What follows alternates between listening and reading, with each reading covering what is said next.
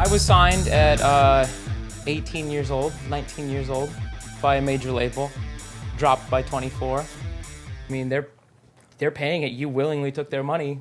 They can willingly have an opinion. I had to be the singer. There's just nothing else. I was too lazy to learn an instrument. You know what? I would have rather been the bass player. If I could actually, like, if I had the motor skills, I would be the bass player, without a doubt. The most important thing is just surrounding yourself with people that you actually trust.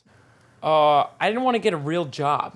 Because you're either a million miles away from somewhere in the music business or you're an inch away, and it's tough to tell until you actually get there. You're a couple of breaks away from anything, you know, and to rely on those breaks would just be a tragedy. And then to get them sometimes can be a real blessing. You have to be yourself. You have to be an island. You have to surround yourself with people who you trust, and you have to just go about it like you should always blame yourself. And now we were like one of the last big contracts in the major label world. I mean, to be honest, no one cares about artist development anymore. It means nothing. You know, a lot of times people in this business mistake willingness and good manners for weakness.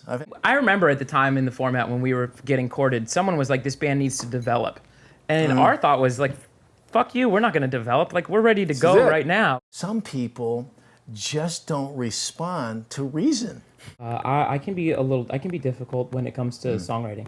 I can tell you being that in-ear monitors guy is like being a fucking ordnance guy in Iraq, man. You stay in there long enough, you're gonna get blown up. By the way, massive problem in the music industry is the amount of people that spend time trying to sell themselves. Yeah. It's a tough business to keep going, and so when someone says, oh, we want to use this little guitar line out of your song.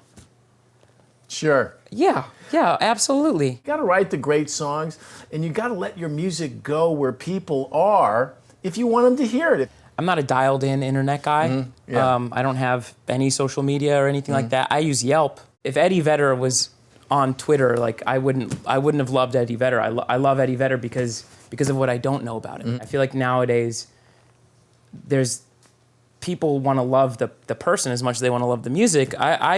I've always just wanted to love the music. Most of the time, if you're touring with someone, it's because you have a mutual respect for each other. First tour we ever got was Jack's Mannequin, and you know, they're doing 2,000 seaters. We didn't even have a band name yet, and they brought us out on tour because we're friends. I love the people that we're friends with that are in bands. The great reason to have a manager is because sometimes you just need to offload and blame it on somebody. And by the way, the good managers understand that. They don't even take it personally. They go, okay, fine, fuck me, that was me. He believes in me so much that it's almost just like, stop believing in me. With the Pink song, it's like, we wrote it right there on the spot, just the two of us looking at each other. I don't let anyone touch the lyrics, ever. I mean, I still got a massive chip on my shoulder.